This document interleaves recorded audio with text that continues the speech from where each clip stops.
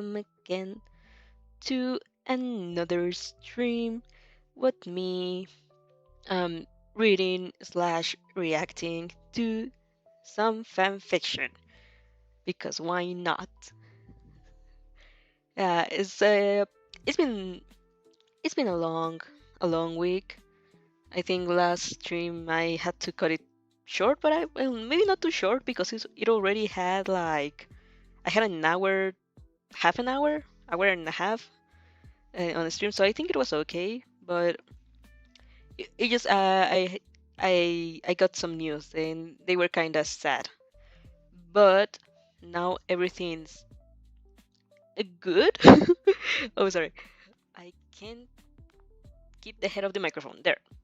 So, yeah, with no more further ado, we're just going to continue with this idea of me. I'm getting something now. It was a fake alert on my computer. Okay, we are again doing the Changing History fanfic from QTIF or Quotep, and we stayed on chapter 45. So again, reminders of what this one was about. So again, we are reincarnated. No, reborn. We are reborn in My Hero Academia, where we have a shadowy quirk, and we are going to the sport festivals arc. And and like the title says, we're in tournaments. We passed the 2 rounds, and now we're going to fight.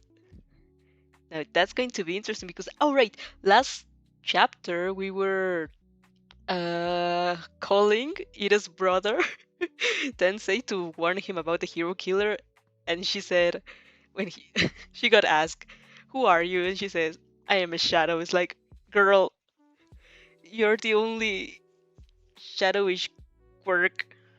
Well, I mean, the one from class 1B also has is shadowish quirk, but uh, thanks. Too much to think about it. So let me just get this paused, and we shall continue with our story. Okay. Again, if you wanna read the fanfic at your own pace, I'm leaving the links on the description below. And with no further ado, let's start. Woo! Oh wait, let me just get this a little bit here. There we go. Chapter 45, Tournament Fights. And again, this art, the arting. Oh, there's no art there. Beautiful art, fan art from the community, and there are not a lot of I can watch. Okay, chapter 45, Tournament Fights. The first fight, just like in canon, is between Izuku and Shinso. After that, it will be Sera and Todoroki's turn, and then you'll have to come forward. Since you wouldn't know who to visit before the fight, you decide to stay on the stands and wait like everyone else. You don't feel like cheering for Izuku knowing he will win, or for Hitoshi knowing he will lose. Your words would be fake. There is nothing to cheer for, only a tournament that will crush someone's hopes. You get awfully pessimistic with this. You seem tense, Athena-chan. Kuru pipes up. Is it because two friends of yours are about to fight? You grimace. Something like that. Yes, but no offense for your other friend, but Midori is is so much manlier. Kirishima butts in. He will win for sure. You let out a sigh, lying on your chin on your hand. He will, you admit. And he deserves it, of course. Izuku worked really hard to arrive here, where he's now, but Hitoshi did too. He wasn't able to enter the hero course because his quirk is not the kind to work against robots. Being a hero is his dream, just like ours. And in spite of how much Izuku deserves to win, Hitoshi doesn't deserve to lose. But you let another side. I know he won't give up. Regardless of how this goes, ultimately, both of them will strive to plus ultra, and that's what counts. Oh, you're distracted by the sound of an ugly sobbing. Kirishima is desperately searching for tissues to blow his nose. That's manly, so manly, he cries out. Now I don't even know who to cheer for anymore. He throws himself over the railings, almost unbalancing, and falling forward. Give it your best, both of you. You're awesome. You'll be great heroes. Plus Ultra. Oh god. You sweat drop. You can't feel you can't help but feel more at ease. Who knows how Shinzo react to that unexpected cheering? A guy he never talked to, from the class of his opponent, suddenly egging on both of them? It almost makes you snort. Aside from Kirishima's cheering, the tournament goes more like and less in canon. Shinzo managed to brainwash Shizuku and for a short while tasted the sweetest of victory. But lastly, the gray-haired boy's determination prevails, and he throws his opponent out of bounds. It tears at your heart to listen to Shinzo's words as he fights. Sure, he's mainly trying to force an answer out of Izuku, but he's also sincerely opening up about the struggles he had to face, and all the bitterness he still holds inside. Thanks to my quirk, I've been behind from the start.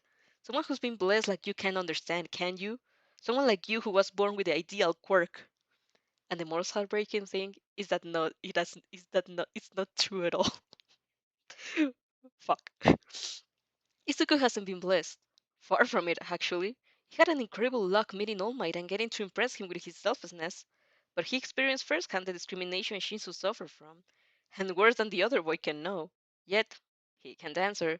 He can't tell him. Not now. You instead, although calling yourself his friend, can you understand what Shinsu has gone through? You were blessed, quirk-wise. Recently, you even find out that the most deliberating weakness your quirk presented could be avoided, and although your shadow will still get free if you overexert yourself and cause you unimaginable pain, she won't run away anymore. Your quirk may be related to darkness, and few people were creeped out by it, but nobody's first reaction was, "Oh, please don't control my shadow," or "Wow, you could be a wonderful villain." You can only imagine words, what those words, constantly repeated through his childhood, this did to young Shinzo. You want to run down from the stands, find him, and comfort him, but you don't know how. And Shinzo knows you've been friends with Izuku since you were toddlers. Would he even believe your assurances? If he asked you sincerely, "Are you disappointed he won?" would you have to lie and say, "Yes"? You're not. You feel sorrow, yes, but Izuku deserves to advance. With that in mind, how can you comfort Shinzo without being a fake and hollow?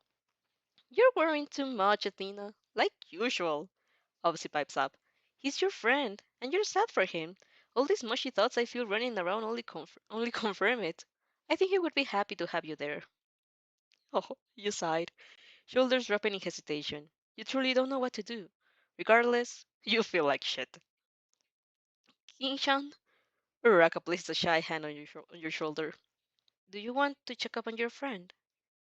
I. You frown at your hands, finding them absolutely useless. I don't know. There's no shame in that, Uraraka reassures you. And if you want to keep it private, your fight is coming soon anyways, so you can just say you want to get ready. I won't say anything. She brings a finger to her lips, making the motion of stealing the truth shot and throwing the key away. You let out a snort. Marry me, Ochako. You're too precious, Uraraka-chan, you said instead. I think I think I will take you up on that suggestion. Good, she cheers. Go, go. I'll take care of the others if they ask. You're really taking this seriously? I can trust you with all my secrets then. You know Uraka has no way of realizing the huge meaning of the questions, but she still grins and says, Of course. And that warms your heart. Waving discreetly goodbye, you enter back into the corridors. Oh, you're still searching for Shinzo by the time the stadium shakes, a wave of coldness rushing over you. This must be Todoroki's fight with Zero. Which means that, holy fuck, you and Shiosaki are next. You use getting ready as an excuse to sneak away, but it may have to become real. You should have predicted it. Todoroki and Zoro's battle didn't last more than a few seconds. For a moment, an image of Todoroki flashes through your mind, his lonely figure melting the ice he created. And you want to find him too. to comfort him and reassure him. But that's not the moment. His fight already finished, and soon it will be your turn. You stop, leaning into the wall and taking a deep breath to clear your mind. Maybe it's better if you talk with Shinzo later. Right now, you don't know how you would fare if you needed someone to clutch into. You're not in the best mental state yourself. You're starting to get really nervous. Everything went fine until now, but individual battles are not something you can predict. Shiozaki is quite strong. She had come pretty far in the original version, and you even hoped for her to end up in the finals, to have some girl presence if nothing else. You could be that girl presence now, but that's another point. Shiozaki binds, strong. It's a pity you'll have to fight her because befriending her would be nice too. Just keep focused, control her shadow, throw her out of the bounds, make it quick. Tearing shadows off is definitely a no-no, since I don't want to take to seriously injure anyone, and traveling through shadows is something I'm barely new at. I don't think I should try it on in such a pressuring situation. Better stick to my moves. Control her shadow, throw her out of the bounds, make it quick. You breathe in deeply, the roar from outside the stadium, making your ears vibrate. Your heart is beating stronger and stronger as adrenaline tingles in your fingers. Control her shadow, throw her out of bounds, make it quick. Make it quick. Make it. Hey, Athena-chan! You yelled at the boys.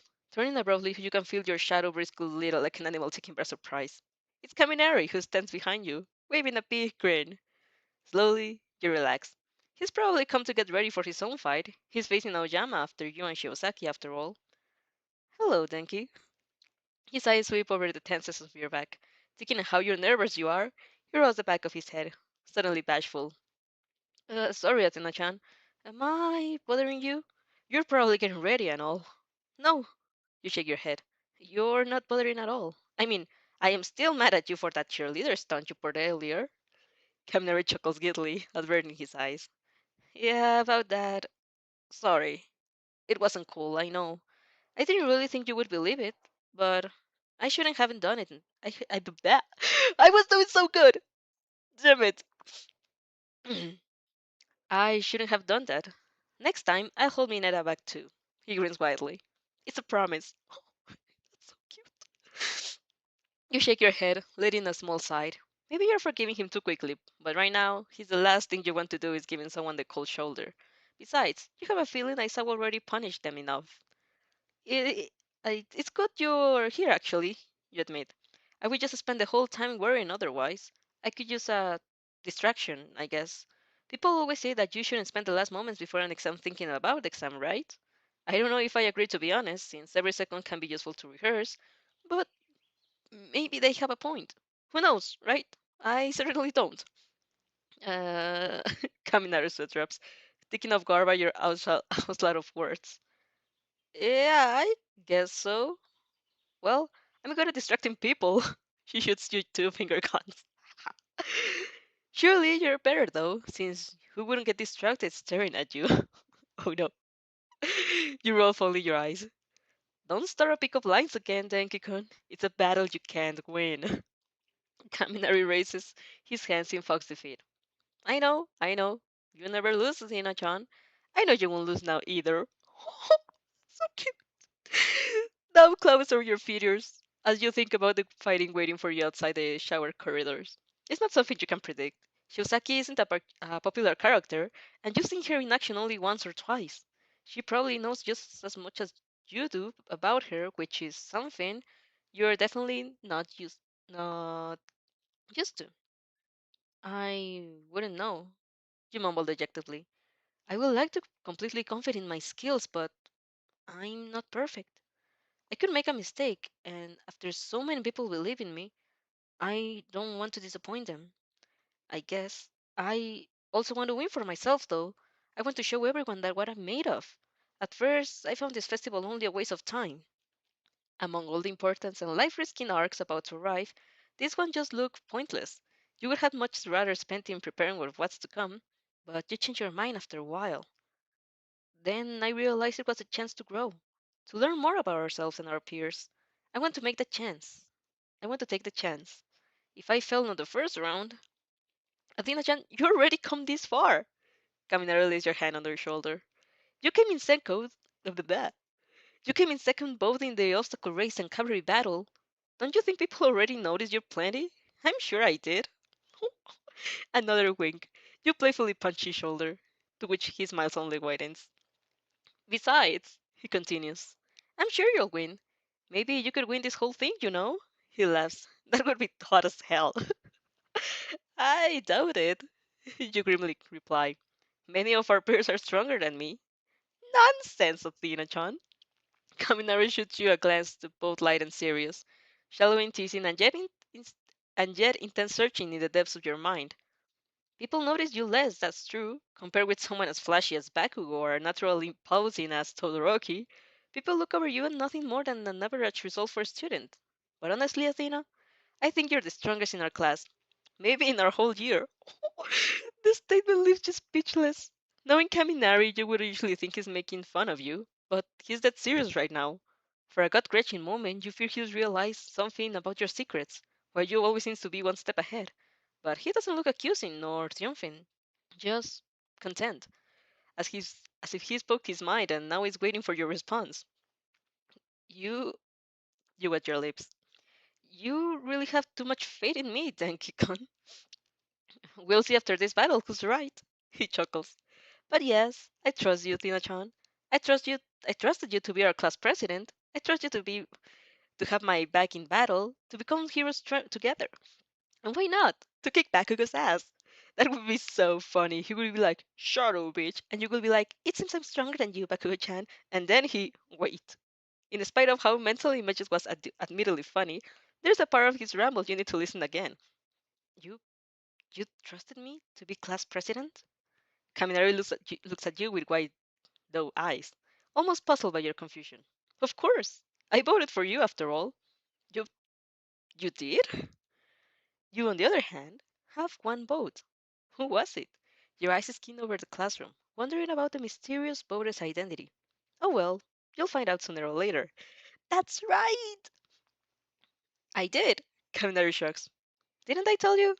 You're left a loss of words as you reply. No, you never did. He voted for you. In spite of his own desire to have the position, he decided you would be a better fit. He trusted you. No sweeter feelings exist in the world.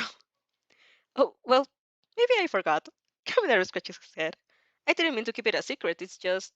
No, I understand. It's simply it slip out of your mind. After all, you still haven't told Ira you vote for him either. So many things happened, and you don't even know what's relevant anymore. Since he became class president, not because of your vote, but of Izuku's trust, and of course his own skills.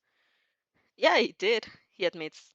At first I wanted to vote for myself for being class president. Look, but being, no wait. At first I wanted to vote for myself, but being class president looked like a lot of work. I just wanted the position to look cool, you know? You, on the other hand, were perfect. Kind, diplomatic, smart, and strong. You're someone who always knows what to do, you know? Everyone knows that they can rely on you when things get bad. That's what I think of a class president or a hero should be like. Oh, girl! He stops for a second, mulling over his words. Not like I don't like Ira or Yorosu, he sheepishly clarifies. They're both really good. It's just, I thought about you first. Maybe also because I knew you better, so I know that you'll win. Athena-chan, go get that podium! He pumps his fist in the air, smiling cheekily. You're left to stare at him, feeling warm and fuzzy, and something more. Yeah, you mumble. I will win, Denki. That's the spirit, he cheers. Go and win. I know you can do it. Yes, thank you, Denki. Don't even mention it. Just go. He's grinning so widely his lips are open. Go with it, Chan. I'll be cheering for you. Thanks. You smile. Truly, I said stop thanking me. He laughs. It's your turn, isn't it? You'll arrive late if you keep. That definitely serves to sober you up. Arriving late to your first match would not only be leave a bad impression on everyone, but you would be it would be terribly rude. You're right. You bow randomly, but bowing is like an interlayer for you. Thank you. Yo, wait, no. I'll go. Good luck. You have to bite your lip not to thank him for the fourth time. This remind me for for epic like don't thank me, friend. I'm not the one who voted for you. Good luck. Oh my god, Hermes would be such a tanky character. Oh no, my head. On one hand, from Class 1A, she came in second both of obstacle race and cavalry battle. Darkness is her domain, and it also explains why she got so well in our show with our Shoda here. Please stop saying that. It's King Athena! Hearing the stadium cheer at your name makes unusual feeling of pride swell in your chest. If you stop for a second to ponder the cameras registering your performance, the thousands of people watching, person Mike introducing you, you may just have a panic attack. But as long as you can concentrate on moving forward, it's all good. Breathe in and out, count to 10, just like when you were little. It's barely a matter of seconds before midnight declares to start the fight, and then everything rushes too fast. Your eyes were already on Shiosaki's shadows, so you activate your quirk and try to push her out of bounds. Vines rise from the ground to keep her still, more of them darting to you and trying to grab around your body. You dodge most of them, but it's proving that the hassle blah, blah, blah, but it's proving to be a hassle while keeping your eyes on Shiosaki's shadows. The first vine to reach you covers your side, and you're left blind. In a moment, other grabs around your arms, but you keep calm. You keep calm because you know you can do it. You know you can escape until one covers your mouth. Help! You jolt. Screams steer to your mind. Please, please, help! You have barely a second to process that it's damp, and it makes sense, because it's a plant, but suddenly you can't breathe anymore, and the smell of dampness and moisture and water is overpowering. It's like a trigger. The moment you realize it's linked to water, everything goes black. Please, please, anyone! Water rushes in, cutting off your words in a spurt of coughs. Waves slush against your body, pushing and pulling you around like a lifeless doll. The current is too strong. You know that, even as you fight against the inevitable. Please, please, I can't swim that well. Please, someone help me. It's dark and dark and dark, and you can't see anything. There's water in your lungs. It seals you over your head like a tombstone and a grave, closing you off from the surface, making you invisible to anyone passing by. And as you think further, you know you'll never break free again. You can't see, you can't move, you can't breathe. Breathe, breathe. You can't breathe. For the first time in your life, you remember how dying felt like, and everything goes terribly, terribly wrong. Oh, sorry for those who said car crash. There's no express. Oh my gosh, that's how she passed to the next life. She drowned. We drowned. Damn. Now that's a different instance. It's always truck. It's always a truck. Oh God. 46. Damn. Look at look at the beautiful fan arts. He's drowning. Oh. Could you like imagine if you like reborn in another universe and like you dyed your hair in a color and then the whole and that the same color is the whole of yeah, you get the point. Wow. Now that's curious. Okay. Chapter 46. You remember how death feels like? You had always found it weird that you were so attached to your breathing patterns. You didn't have asthma in your previous life. You were quite the sport person, energetic and loud. And although you did have the occasional panic attack, like all of your peers who lived the same pressure you did, it wasn't an anxiety so crippling that it serves debilitating your life. But once you were born again, you were incredibly dependent on your breathing. If it wasn't regular, it sent you to a fit. You never told your parents. You didn't need to. You were a fully grown adult, more or less, who could sort out the problems of your own. But it was strange. Why did such a sudden rush of panic sack your body wherever your breathing got too quick? Why did you immediately feel the urge to breathe in deeply? just to reassure yourself that you could do it, that you weren't suffocating, that you weren't drowning. Yes, it was very strange indeed. Not as strange as being reincarnated, though, so you let it be. Maybe you had just developed a stronger form of anxiety. You were, after all, a mess in the first year of your new life. Or maybe your respiratory system was weaker. Or maybe you didn't want to bring back things that would better stay buried. But in the end, the trigger wasn't suffocation. If it was, you would leave. You would have remembered it sooner with Shigoraki or even Dabi. No, it was the mushy dampness that came in. It's the smell of water, coupled with the inability to see and move and breathe.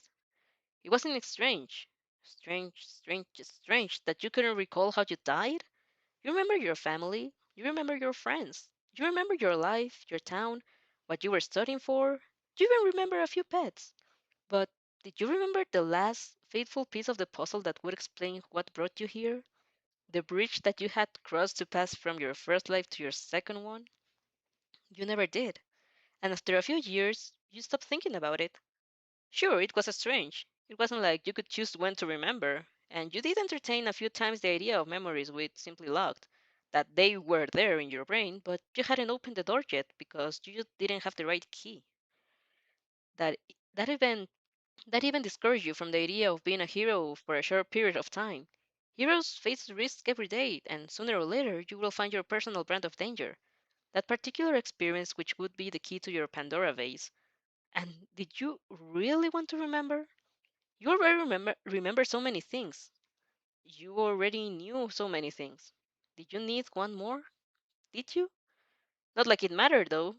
Maybe like you like enjoying fuck.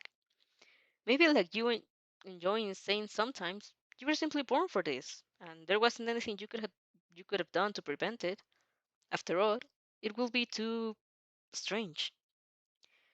Dreams make you come back at yourself. At first, you think they belong to you. A classic.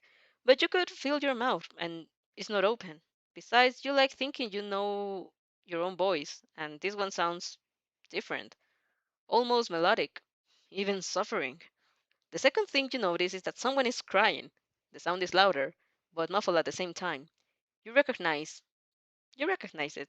It's not coming from outside, but from inside yourself. I'm so sorry, Hopsy cried full force, her feelings all over the place. I'm sorry, I didn't mean to. You just went limp and I thought you died for a second. Her sobs are thundering in your mind, slamming against the walls of your brain. It's making you develop fast looming headache. What is it? You ask. You're faintly aware you didn't open your eyes, but the sun is shining to your face and you can't feel the flames around you. What happened? You were screaming so loud. Upsy whimpers, sounding like she's seen all the horror the world can possibly produce. And you keep getting these snips and flashes of things I don't understand, horrible things, things that never happened. But you were so scared and were screaming so loud. Only inside, only here. Outside, you were like dead. Slowly, your conscience comes back to you, piece after piece, like a puzzle you can finally get a full picture of. You groan as feeling rush back in your body. Your legs, arms, fingers. You can feel them all again. Apparently, you're standing, although there's no way you're doing. the, the vine girl was about to throw you the bounce and you weren't reacting at all, so I took control. Upsy explains. I took off the vines in front of your eyes and look at the girl's shadow. I should have just immobilized her like you would have done, but I act on instinct and went what I do best. You open your eyes, feeling you can't take control again. Upsy leaves it to you. Like a wave of adrenaline rushing out of your system, and you stagger and keep standing, as if opening your eyes brings you fully back to the real world. Every sensation is stronger now, and the shrill shrieks appears at your ears. It's Yosaki. She's laying on the ground, holding her right arm and screaming her lungs out. Tears are running down her face, twisted in pain, and she's ugly sobbing as her body spasms in a uncontrolled seizure, corresponding to her arm pull of a blackness smears to go over the ground, out of control. It's even worse than what you did to the Nomu. The cut is Jack. It's crude. As he sobs it tore it out with her teeth, it makes you sick. After a few more agonizing screams, the girl falls silent, head rolling back to her and passes out from exhaustion. You don't even know you're breathing anymore. Voice full of horror, Midnight waves her flag. Shiosaki Ibara is unconscious. King Athena advances to the next round. Hold on a second. Did we just kill Shiosaki? Wait. The whole stadium is silent. You could hear a pin drop. You stare at Shiosaki for long seconds, unable to tear your eyes away. We just killed Shiosaki on the sports festival. Then you turn your back at her and run. Girl! Opsy, what did you do? Oh my god! Water. I don't know why this is so funny. Water. Water. How did you take a bath before? How did you manage it? All those times, suddenly you feel like you will die if you graze the surface of the sea. Darkness. And how ironic that your power relied on the very thing in which you died. You left the world surrounded by darkness and buried it with you until a new one. Dampness. The dew, the fog, the rain. You would never enjoy it the same again. Dead. You just want to hide. You just want to run every time you feel like this you found refuge into your shadow, cocooned yourself in protection of its embrace. But you can't this time around. You don't feel like you would be able to bear it if you struggled yourself into something again. Something that covered you. Something that weighed down on you and gripped your fingers like tar or water. You just need silence. You run so deep into the maze of corridors you don't even know where you are anymore. You want to disappear. Hold on, it started raining here and I have my window open. So let me just get that window closed.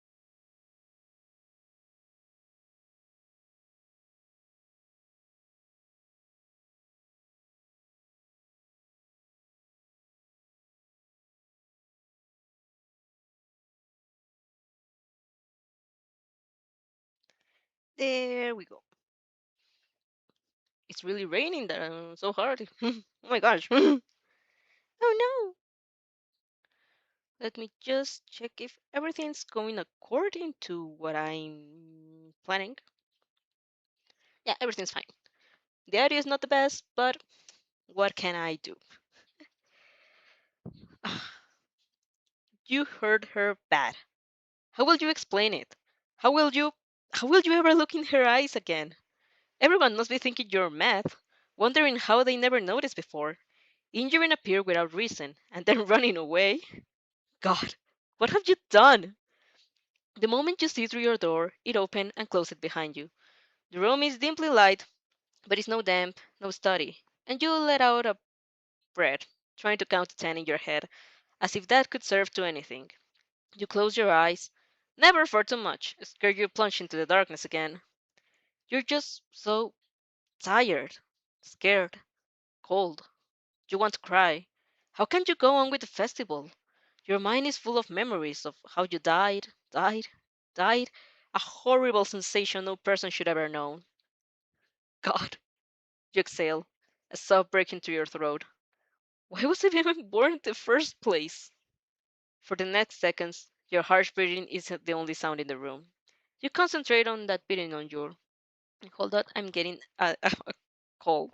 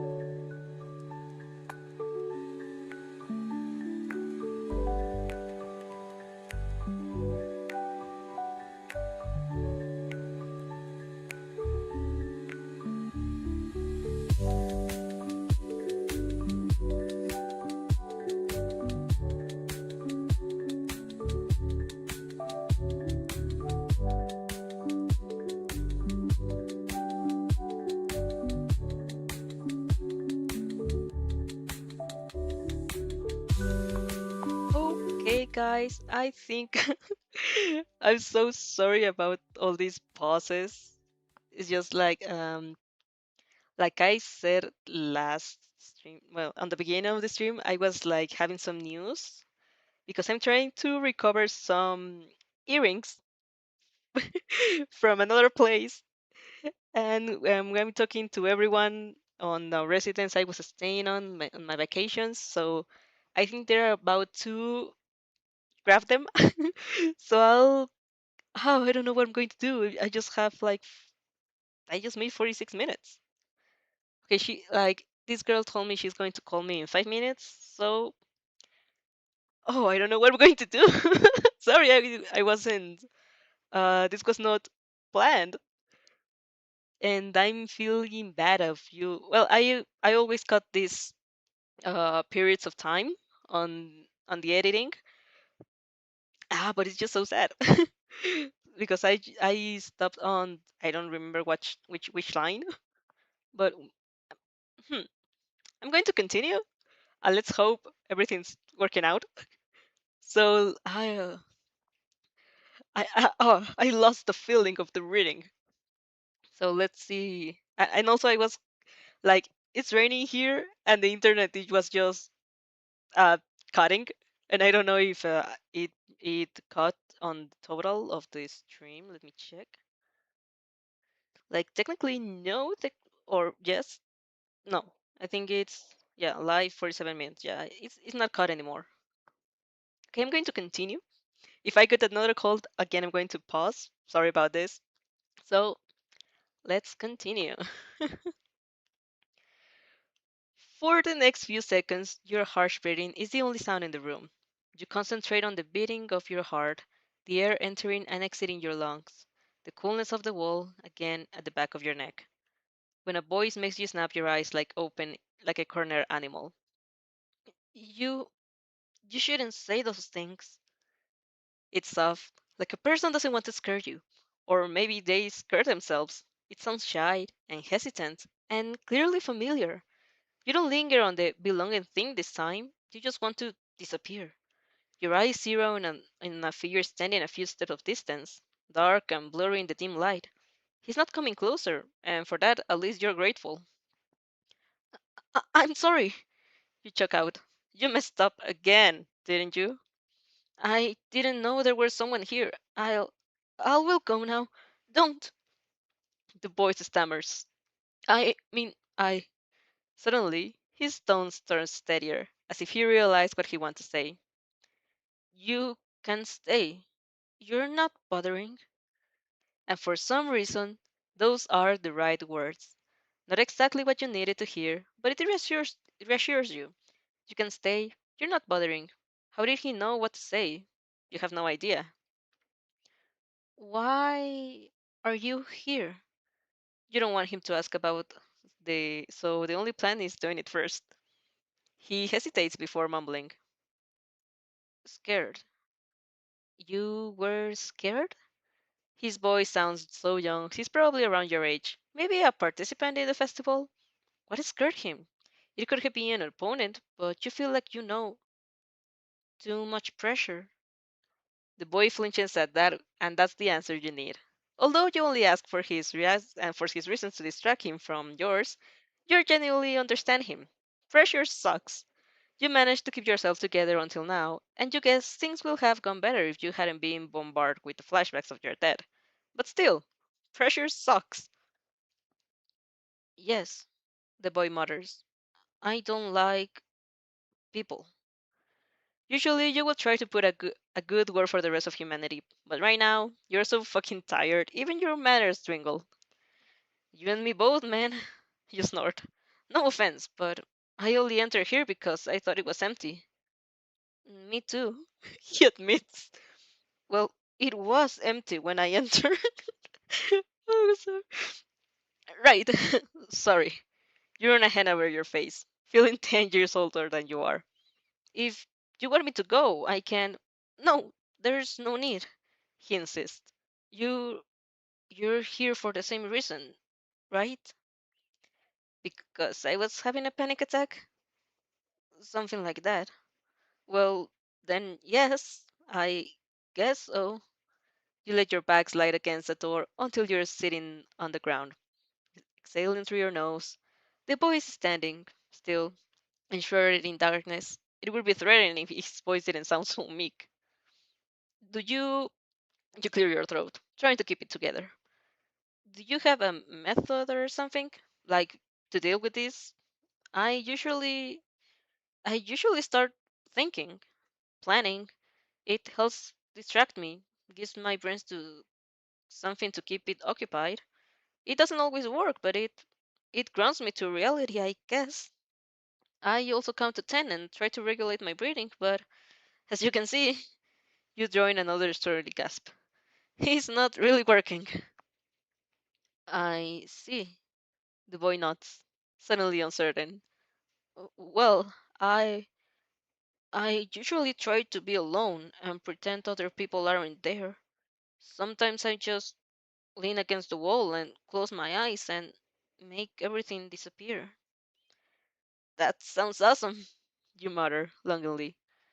I don't know if I would be capable of it.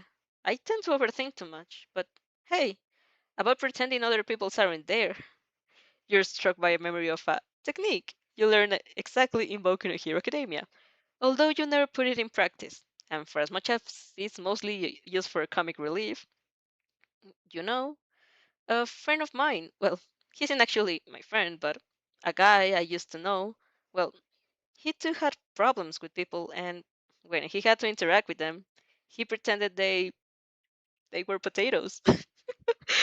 Saying it out loud sounds even sillier than in your head. God, such awful advice. No wonder it never worked for a Magiking canon. Potatoes? The guy asked. That that's weird. Does it work? It depends, I guess. You shrug. I can't imagine it working in me, but maybe if you had a lot of imagination? I I don't know if I have it. He dejectedly mumbles. I just want to go home. You sigh deeply. You and me both. You spent a few minutes in silence of the and the deepness in the room. The sound of breathing mixed with your suits, you instantly clutch into this regularity and try to imitate it. In one, two, three, four, the guy is breathing just like you would ground yourself to reality. Deep inhales and slow exhales. Strong, steady, and comforting. You always completely calm down when his voice sounds again. Is it better now? You blink, comprehension down in you all of a sudden. Wait, were you were breathing like that to help me? He nods shyly. You say you try to regulate your breathing, and I know it's easier when someone gives you an example. I doubt I was good at it though. No, you were great, you blurted out. His voice had acquired a tilt of shame, and if it was resigned to his disappointing inability to help others, but he really did help you. I'm I'm feeling a lot calmer now, you say. The peace and steadiness have actually helped you get your bearings back. Thank you, truly. The boy moves jerkily, probably shaking his hand in denial. Even without seeing him, you have the feeling he's flustered as he replies. No, no problem. Mind a bit clearer, you send a wave of mental reassurance to Upsy, who's been faring only slightly better than you, and face the dreadful thought of exiting the room. You'll have to sooner or later, although it's the last thing on earth you want to do. You can't just stay here forever. You'll have to go out and face reality. First things first, you should apologize to Shiozaki. How is she doing? God, you felt so guilty. It doesn't matter if it was Upsy to pull the metaphorical trigger. It's still your responsibility. She only reacted to protect you, and some selfish part of you is glad she did. Glad that you weren't disqualified at the first round for something you couldn't control. Facing Shiozaki right now doesn't look doable at all. You feel like you could die if you weren't so much as in her same room. But what else can you do? You have to pay the consequences for your actions. That's the first step to overcome regret, isn't it? You also have to bring her some threads and needles to stitch her shadow back in place. You doubt recovery girls know that. And then you will have to continue with the tournaments. I don't know if I can do it, you whisper. I should get out and go on with the festival, but I don't know if I can do it. I just feel so tired. Everything went badly. Why couldn't it just go well? I don't know, he mumbles back. I feel tired too. You you can stay here some more if you liked. Your mouth opens in a sincere smile in spite of yourself. Thank you, but the longer I stay here, the more difficult it will be to get out and face reality. In spite of how scared I have to deal with the consequences of my actions. I owe it to everyone, to my friends, the teachers, and even opponents. I I owe it to them. The boy stays silent for a long seconds. For a moment, you think you're just making fun. No, no, what? They're just making him up. To the moment you'll open the door and let the light inside, he will dissolve into nothing. I I guess you're right, he mumbles. You you're very brave. I too should find the courage to get out and face reality for my friends. Well, you helped me first, so it's only fair I helped you now.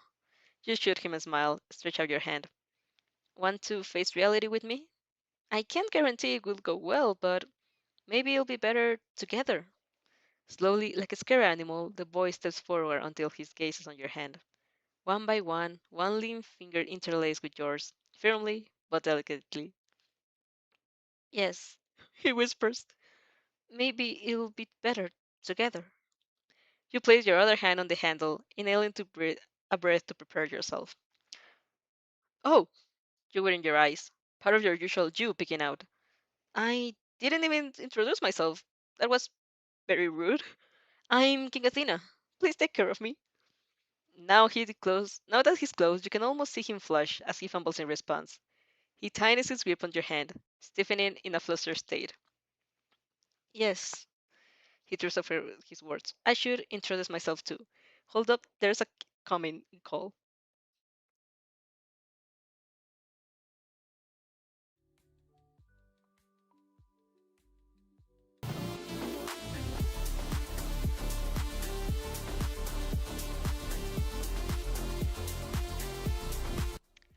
Yep. um, hello again. Sorry about that long pause. Man, what am I doing? That wasn't supposed to go like that. Oh god, I think I'm just gonna finish this chapter and go to sleep. I'm so embarrassed. I'm sorry. Oh god. Let me just damn. I shall continue. Let's hope I could edit the the stream then, because sometimes it let me, sometimes it doesn't. Sorry about that. Let's continue. We just introduce ourselves. You draw the door open so a few peaks of light fall on your unexpected friend. They travel up his UA uniform, chisel features, pointy ears, and dark blue hair. Your mouth drop opened. I'm Amakiji Tamaki, he whispers, covering his face with his free hand.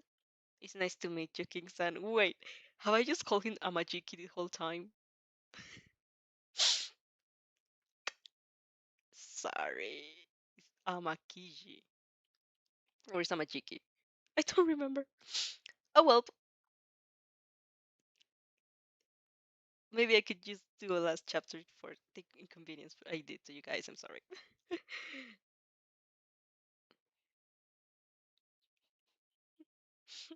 We're just gonna, we're just gonna continue. Oh no, she's mad. Let's see the fan art. Look at that. I'm seeing the pattern in there. Where's more fan art? There it is. Where's more fan art? There's no more fan. What? Uh, eh, yeah, there's a fan art. Okay, last chapter from today. Chapter 47, Apology and Forgiveness. Everything's going to be fine. For the first second, you barely refrain yourself from squealing. Immediately regretting on yourself as to not creep him out, you offer him a gentle smile. Hey, it's Amajiki. I was right. Nice to meet you, Amajiki-san. Are you first year too? No, he mumbles. Now that you can see each other, he's apparently even more reserved. Speaking so softly you can barely hear him. I'm from class 3A. Oh, you bow again. Then it's nice to meet you, Amajiki-senpai. His cheeks flare red, and as he presses his hands tighter on his face. Yeah, it's nice to meet you too. Only then do you realize you're still holding hands. You don't really want to be the first one to pull back, also because you don't want to pull it back at all, but you don't want to bother him either. What if he wants to stop but doesn't have the courage to do so? He's never really liked physical contact in canon. Oh, I'm sorry, you said, raising your joined hands with a sheepish smile. I'm probably bothering you, right? You should go back to your own class and sorry for. No. The words is spoken so quietly you have to strain your ears to hear it. You're not bothering me, he murmurs again. Insang, you shouldn't be afraid to bother. You shouldn't wonder why you were born. Oh, oh, you claim, rubbing furiously back the back of your neck. No, it wasn't like that. I just was very sad, and I thought I was alone. I swear I don't usually say things like, sorry for dumping it on you. But anyways, you shake hastily your head. There's no problem now. You really helped me, Amajiki-senpai. Thank you. I feel I feel ready now. Although his eyes are barely peeking from out behind his hand, you can still detect the skipper tone in his glance. He seems to say, "Yeah, as if." Well, I feel as ready as I'll ever be. That's a song. You correct yourself, giving him a heart-made smile. I hope our chat was good for you too? It was. He nods. Next time, I will just pretend people are potatoes. Then I'll tell you if it works. Right. So you gave the Amajiki an advice you took from a Majiki. Damn, that could give you a headache. Thanks, you chuckle. I'll be happy to hear your experience about it. Well, now, I guess you have to go back to, yeah, and you probably have to something to do. Sorry for keeping you here. Talk after talk, none of the two wanted to make the first move. You awkwardly disentangle your hands and take a few steps from the opposite directions. You don't even know where the corridor leads to, but you'll take it. Majiki-senpai, you call before he can disappear behind the corner, making him turn shyly. See you at school, all right? You're sure he would spontaneously combust if you pop out of nowhere and approach him, so giving him a heads up it's the least you can do. Surprisingly, he managed to nod without fainting. See you at school, King-san. So cute. After preparing from a Majiki, you head towards no, after separating from a Majiki, you head towards the infirmary that you don't know the location of, but you'll trust your anime powers. You reach it after a relative small time. The cheers of the stadium somehow informing you about what's happening. A fight you just finished. It must be the one between Hatsume and Ida. Aoyama and Kaminari are next. And then Tokoyami and Yayorozu, Kirishima and Tetsutetsu, Uraraka and Bakugo, whatever. You have to concentrate on Shiozaki now. Once you finally find the infirmary, you stand in front of the door for the longest time. You don't have the courage to enter. You just can't. You feel like you're choking again and you're thinking about confronting Shiozaki. She'll hate you. She'll be afraid of you. And she'll be alright. It wasn't your fault, Opsy mumbles. If anything, it was mine. No, you reply immediately. I won't let you take the blame, Opsy. This is all on me. The door is suddenly open, making you a jolt. At the other side stands Recovery Girl, all eyes staring straight at you. You can enter, she says, gesturing inside. I guess you want to talk with one of my patients. It seems she already knows. Of course she does. She's a hero anyway. She probably sensed you stand before her door for the 5 whole minutes. Nothing grimly, you get past her and look at the hospital beds. Shiosaki is immediately visible. Not so much for her, but more for the dozen of 1B members surrounding her bed. Most of them you can recognize. Kendo, Kuroiro, Hiryu, Sen, Tsubaraba, Yuso, Awase, Komori. Basically everyone is here. Does that make it more difficult? Yes. You feel like a murderer made into your victim's family. At least Shiosaki is conscious. Her hair is green vines visibly to the body surrounding her. In spite of everything that happened, the sight of those vines makes your skin crawl. You have no right to be the one afraid. Yet, you are. The moment you take a step forward, they part the free way to Shiosaki's bed. You get closer, seeing more and more as you advance. She looks stricken, face soaking with pain and fatigue, hair falling limp on her shoulders. Her tired eyes are looking straight at you, no emotion visible. There's no way to understand what she's thinking. You feel like a coward, but you bow. You can't look in her eyes. Shiosaki-san, you let out, trying to keep your voice steady. You failed miserably. I, I, I, in the end, for as shameful as it is, everything comes out of your mouth with a croak. It's a croak out. I'm sorry. You take in a breath and try it again. When you grabbed me in your vines, that unlocked some bad memories in me. I didn't have a good experience with not being able to see and move, and that. I don't think this justify my actions. Of course, they were absolutely unforgivable. But I want you to know that I never intended to use that move in this festival. I never intended to use it against a peer. I truly didn't want to cause you pain. I I panicked. That's not a behavior becoming of a hero, and I deeply regret it. You deserve to win far more than I did. You just barely started, and you already feel empty. You're so tired. I completely understand if you don't wish to forgive me. I doubt I would forgive myself. I still want to come here for this. With trembling arms, you stretch out the thread and needle, showing them to Shiosaki. I don't know if Recovery Girl knew already, but to fix your shadow, you have to sew it back together. That's what I do. At least I I will just go now. You make to place the thread and needle on the nightstand next to her bed, but her soft voice stops you on your tracks. There's no trace of anger or hatred in there, just deep compassion. I'm afraid I don't know how to sew, she softly admits. Would you care to do it for me, King-san? You halt. Tears spring up beaded to your eyes, and you bite your lip to stem a whimper. You're still bowing, as stiff as board, shaking with the weight of her repressed sobs. I. Your voice is thick with tears, at the verge of breaking. I'm sure someone else knows how to do it. I don't deserve. Sit, please, King-chan. Shosaki hands lay on your arm, pushing you on the chair next to her bed. What you don't deserve is to be crushed by the weight of guilt. You're like a ticking bomb of repressed angst, and you feel just another word from Shosaki could push you over the edge. You'll end up wailing like a baby if you don't manage to control yourself. If that's what you want, you choke out, sitting on the chair. You're painfully aware half of Class 1B is standing behind you and thinking who knows what. Yes, Shosaki nods sweetly. This is what I want. She takes her other arm out of the covers without painted grimace, placing you on your lap.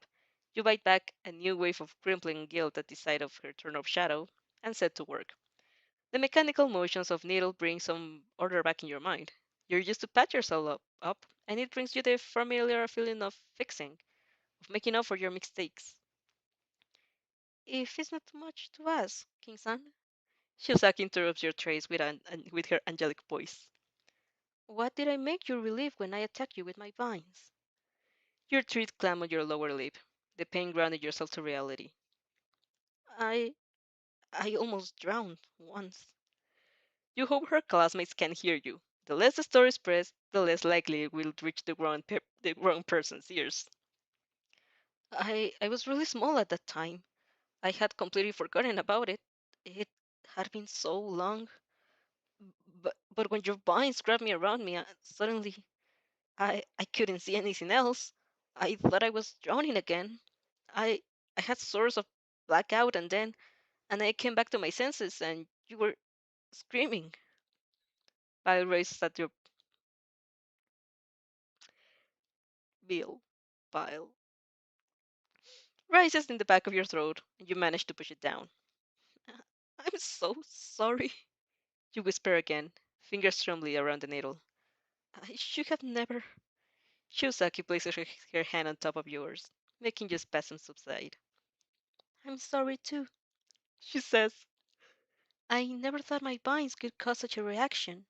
I don't regret fighting you at the best of my abilities, and you shouldn't either, King-san.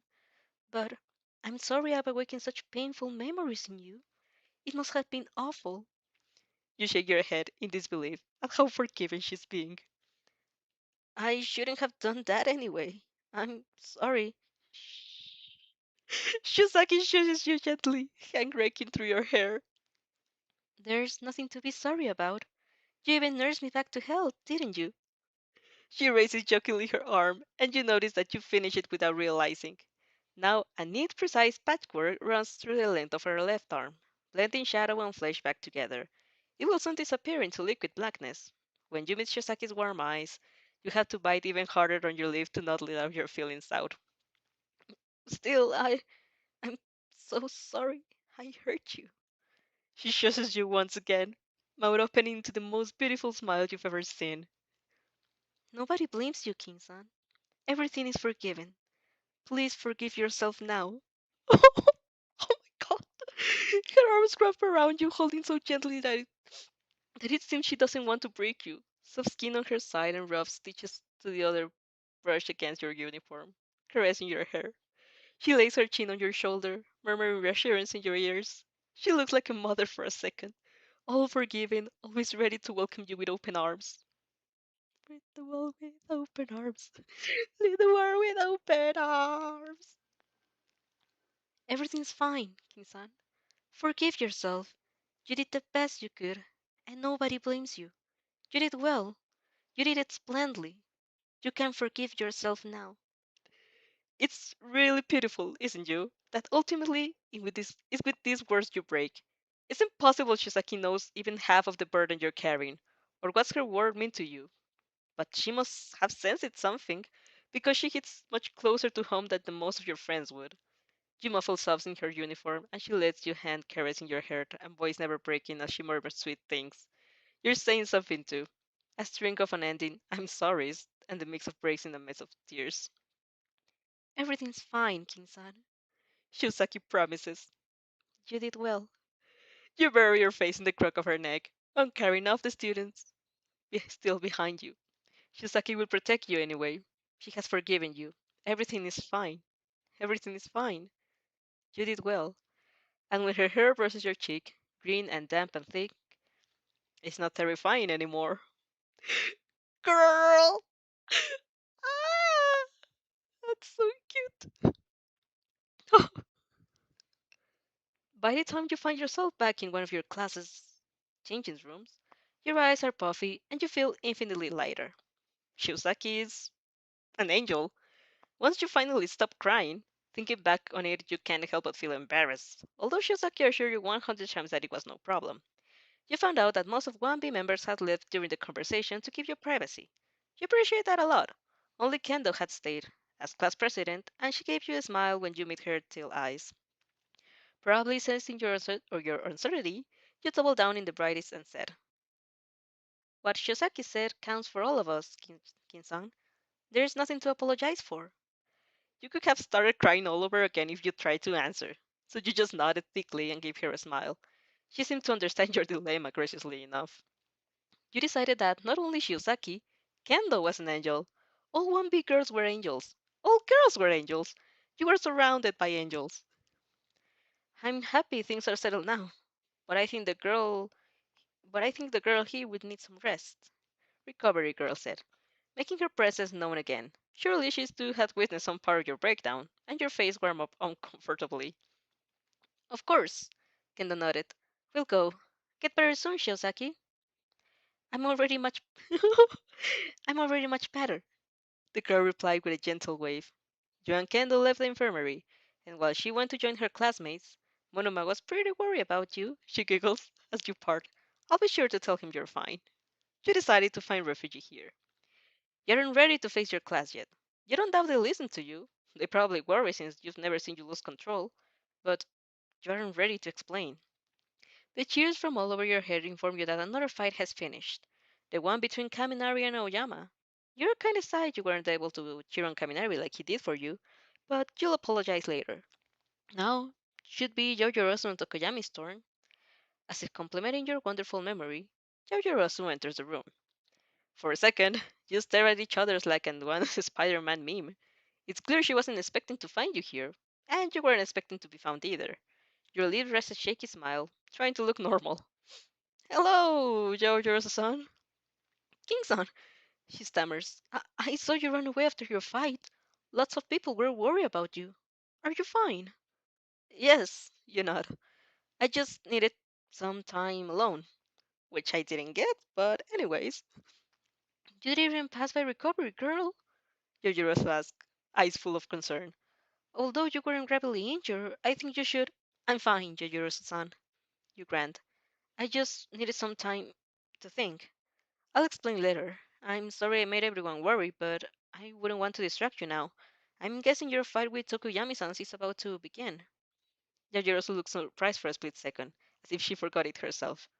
Oh, yes, it is. But you aren't a bother, really. There's nothing I can do to prepare it anyway. Lots of people are telling you you aren't a bother lately. So much that if you wonder if they know something about you that you don't. Maybe you're about to die. How do you feel? You ask. Lately, you would ask even the devil how he feels just so nobody asks about you. Misdirection.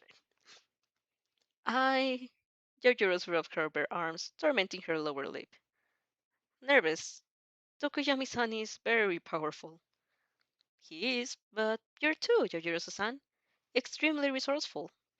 While she smiles at your compliment, you're already thinking about something else. Not only her strength, but her weakness. Weakness, you understand, that will drag her down in this fight. If I can say more, Jojiro-san, although you are very resourceful, there is a weakness I think I share with you. Tapping the side of your head, you send her a lovesick grin. You think too much. She flushes as if you uncovered a shameful secret. Thinking your actions through during a fight is wise, but it only slows you down if you let your self-doubt sway sway you. You have to trust your skills, and sometimes act without a plan. Things often come out to you in the unlikeliest moments. You scratch bashfully the back of your head, admitting, I had this exact same problem a while back. I still do sometimes. And how did you get over it? Yojiro asks, sounding almost shy. You snort. Baku-chan beat it out of me. You just can't think when you're fighting him. It's pure action and instinct. He taught me, although with a very unorthodox methods, to trust my quirk more.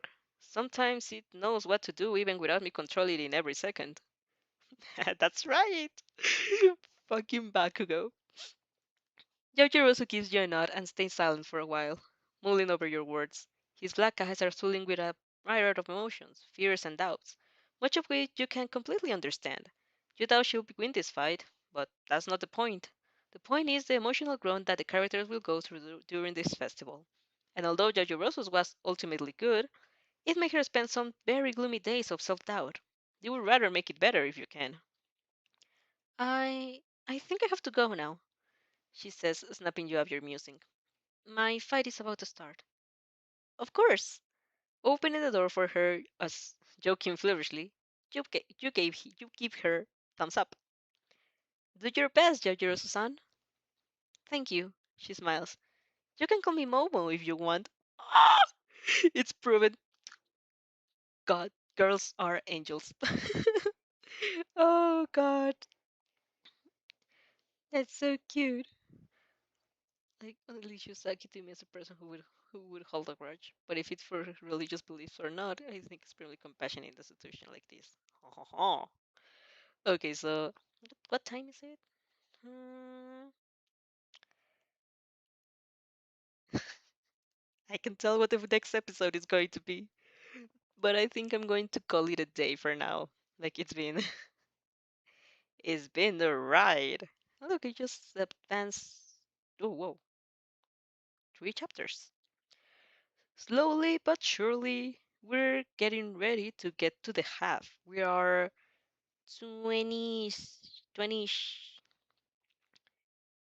90s? No, it's like the half is 69 and we are 48.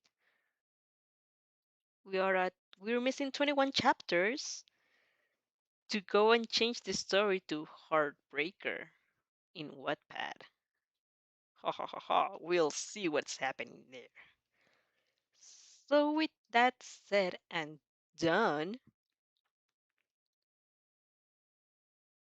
I dissociated, sorry about it. With that said and done, let's get the music back again. And as always, thank you so much for your support. Even in these days, I was planning to do more streams because I'm technically on vacations, but things happen. Family comes, family goes. So we will be seeing each other until the next time. Again, if you want to continue reading this story, the link will be on the description below. Also, the link to the writer's profile for you to support them. And with no more things to say, I'll be leaving you and we'll be seeing you on the next time. Love you, kisses, take care of yourselves. Mwah. Bye.